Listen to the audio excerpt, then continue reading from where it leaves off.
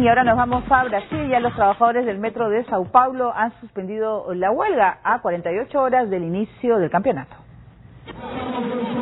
La huelga que paralizó el metro de Sao Paulo fue suspendida, aunque dirigentes del sindicato advirtieron que si sus demandas de aumento de sueldo no son satisfechas, pedirán a los trabajadores que cesen labores el jueves, el día que se inaugura el Mundial en esa ciudad.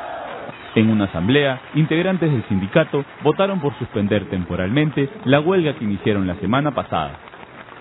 Esos actos son una severa amenaza a los aficionados que piensan acudir a los estadios donde se jugará el Mundial, ya que en ambas ciudades el metro es el principal medio de transporte para llegar a esas instalaciones.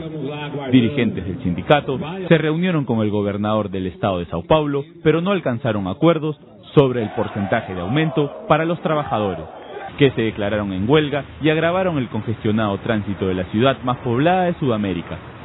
La huelga del metro es el más reciente problema que afecta a Brasil en la antesala de la Copa. La ONU lanzó la campaña Protege la Meta, una iniciativa para concientizar a los jóvenes durante el Mundial Brasil 2014 sobre la necesidad de usar preservativo como forma de prevenir el SIDA. La campaña fue lanzada por el Programa de las Naciones Unidas para el SIDA, que se conoce como UNICIDA, y adoptó como eslogan de Soweto a Salvador, para mostrar los vínculos históricos y culturales de Brasil con Sudáfrica, sede del Mundial 2010.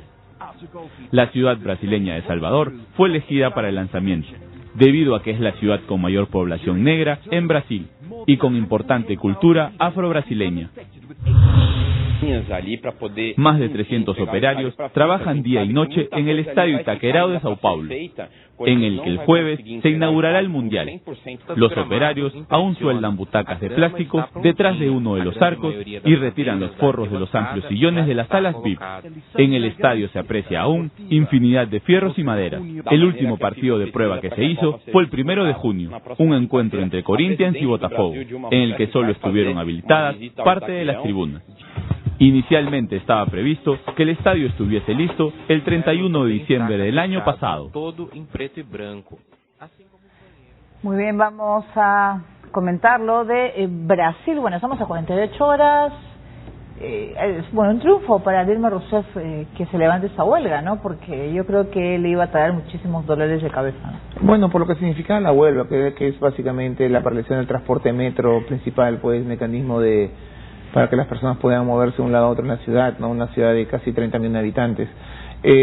También es importante que los bomberos hayan dado pues ya su aprobación para el uso del estadio, lo que no podían hecho porque ya casi está terminado, ya han dado su aprobación. Ahora, lamentablemente, al parecer algunas protestas van a continuar, ¿no? Ya hemos conversado acerca del origen de esta protesta, sectores que quieren aprovecharse y también sectores políticos, y esperemos que no causen ningún problema la organización del evento, ¿no? Yo creo que de esto depende la reelección de Rousseff en un par de meses y también los Juegos Olímpicos del 2016. No nos olvidemos que el Comité Olímpico Internacional está mirando a Brasil y que no suceda nada. De lo contrario, Río de Janeiro podría perder pues la sede de los Juegos Olímpicos. Me parece que estamos en un momento crucial y para Brasil esto es importante, fundamental. Muy bien, vamos a irnos a Colombia, en donde el presidente Juan Manuel Santos y el candidato Óscar Iván Zuluaga han participado en el último gran debate presidencial antes de la segunda vuelta, que es este domingo. Los candidatos a la presidencia de Colombia, Juan Manuel Santos y Óscar Iván Zuluaga, sacaron chispas en un debate de cara a la segunda vuelta electoral del próximo domingo, especialmente al hablar de paz, economía y los problemas del campo. A diferencia de los anteriores debates, los aspirantes presidenciales se mostraron más agresivos, principalmente Zuluaga, a quien Santos llamó varias veces a mantener la calma. El presidente, candidato a la reelección por la coalición Unidad Nacional, dijo que hay una diferencia abismal entre él y Zuluaga en cuanto a la paz. Ahí hay una diferencia abismal entre lo que dice el candidato Zuluaga y lo que estoy diciendo yo sobre cómo lograr esa paz. Para comenzar, él volvió a ratificar una vez más que él no reconoce que exista un conflicto armado en Colombia. Si no reconoce que existe un conflicto armado, entonces ese conflicto no se puede solucionar, porque el reconocimiento del conflicto armado es una condición necesaria para resolver este problema. Él lo que está diciendo es que las FARC se tienen que someter a la justicia y punto. Así nunca va a haber paz. Zuluaga reiteró su tesis de que en un proceso de paz con las FARC no debe haber impunidad. La justicia, y la justicia es la base de lo que significa la verdad, la justicia y la reparación de las víctimas. En el punto de economía y política social, Zuluaga criticó a Santos por desmarcarse del anterior gobierno. Juegue limpio, juegue con las cifras que tocan. Dígame cuál, dígame cuál. Digámoselo a los colombianos, para eso es el debate, dígame cuál. Usted decía que 2 millones de familias en acciones. Los nuestros fueron 2.600.000 familias en acción. Diga la verdad. Cálmese, mire, le voy a decir. Ante los hechos tiene que ser muy preciso. Aquí estamos debatiendo con seriedad. Le voy a decir la cifra. El país tiene que conocer lo que usted está diciendo. Es que usted no ha para hecho que el otra país cosa, lo conozca con claridad. No hay otra cosa, y cálmese, doctor Oscar Iván. No hay otra cosa. Yo estoy muy calmado. Más fácil que decir, pero no parece, no parece.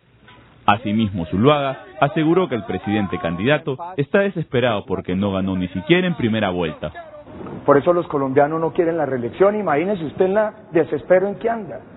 Un presidente que no ganó ni siquiera la primera vuelta, que no ha podido convencer a los colombianos con el país de las maravillas que usted todos los días los dice, porque la realidad de los colombianos en la calle es otra. La discusión subió de tono al debatir los problemas del sector agrario. Lo veo muy agresivo, doctor Oscar Iván. ¿Y cómo le parece usted ministro de Defensa? Ahora que ministro de Defensa. Yo prefería el Oscar Iván versión 1, este Oscar Iván versión 2, todo agresivo, está muy... Porque fui muy generoso con usted en el debate pasado, entonces usted sí dijo cosas muy graves. Entonces sí cambio de táctica. Porque es que con usted no se puede ser respetuoso. Porque entonces con usted no se puede ser respetuoso porque usted no tiene ese talante.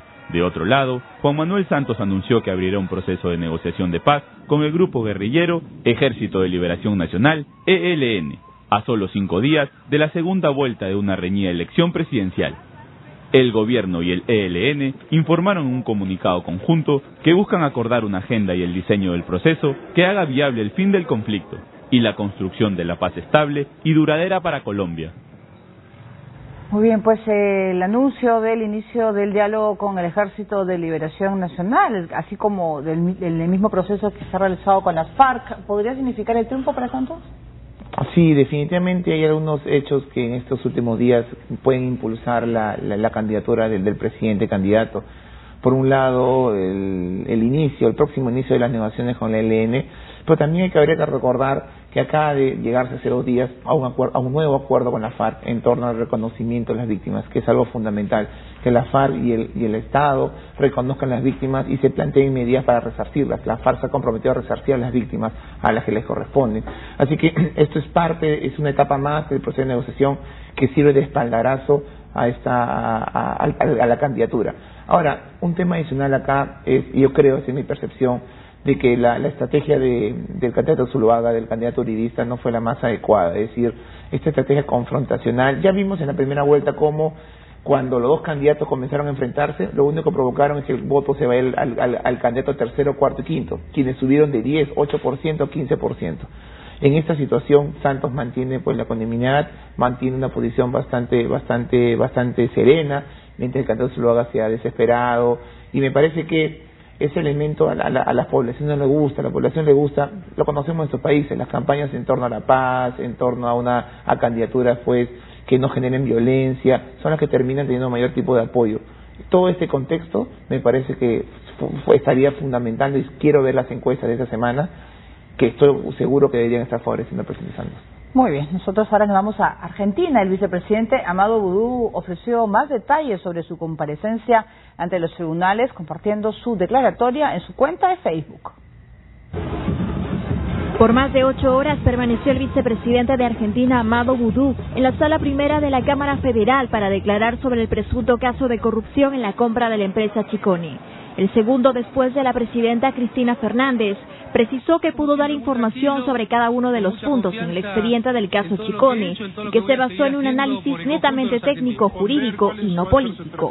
Las cuestiones políticas o vinculadas a la política, yo me las guardé para otra instancia. Voy a ampliar esta declaración porque no quería justamente que se mezclaran, como se estaba viendo en varios medios concentrados, que yo iba a venir a hacer una declaración política para evitar la declaración jurídica. Bueno, yo hoy concluí mi declaración jurídica. A su salida de los tribunales de Comodoro Pi, el funcionario del kirchnerismo compartió en su página de Facebook su declaratoria completa. Sin embargo, a las pocas horas eliminó la publicación en su muro y solo dejó fotos del documento y un enlace que contienen las imágenes escaneadas de sus alegatos. A través de este documento, Vudú culpa al empresario Nicolás Ciccone, ex dueño de la imprenta, y su yerno Guillermo Reywit, de ejecutar un plan para desprestigiarlo, al vincularlo con la ilegal adquisición de la empresa gráfica Ciccone, que en el 2010 fue declarada en bancarrota por el fisco. Asimismo, Vudú negó conocer a Alejandro Brandebrol, su supuesto testaferro y pieza clave en el caso de la cuestionada empresa. En tanto, el Centro de Información Judicial de la Corte Suprema de Justicia anunció que en los próximos días los otros 6 imputados de esta causa prestarán su declaración. Una vez el juez recoja los alegatos, los magistrados tendrán 10 días hábiles para decidir si procesan o no a los imputados. Como se recuerda, al vicepresidente Amado Vudú se le acusa de haberse aprovechado de su condición de ministro de Economía durante el primer periodo de Cristina Fernández para comprar la empresa Ciccone Calcográfica a través de la empresa de Allfund, con el objetivo de que esta firma realice un contrato con el Estado para la impresión de billetes y documentos oficiales del Tesoro Público. Muy bien, es el turno de Chile. El gobierno de Michelle Bachelet ha rechazado el polémico proyecto Hidrozen, que contemplaba la construcción de 5 represas en la Patagonia. El Comité de Ministros de Chile, encabezado por el titular de Medio Ambiente, Pablo Adenier, resolvió rechazar el macroproyecto hidráulico de Hydro Aysén, del consorcio formado por Endesa Chile y Colbún, para la construcción de 5 centrales en la Patagonia. El gobierno de Michelle Bachelet ha admitido así los 35 recursos de reclamación que se habían presentado contra el proyecto y argumentado que las alegaciones medioambientales y de asentamientos de la población no se habían solventado totalmente. Aunque se trata de una decisión definitiva por parte del gobierno, después de que la administración anterior resolviera de manera parcial, lo que fue invalidado después por la actual por considerarlo ilegal, Endesa tiene un plazo de 30 días para apelar la decisión en un tribunal. El proyecto, cuya inversión se cuantificó en $3.200 millones, comenzó a planificarse hace 7 años, topándose con el rechazo de los grupos ecologistas. Muy bien, momento de una nueva pausa. En el programa vamos a volver con información de México, donde encuentran 15 cadáveres en el estado de Sinaloa. También, una vez más, tiroteo en una escuela secundaria de Oregón, en los Estados Unidos. Volvemos.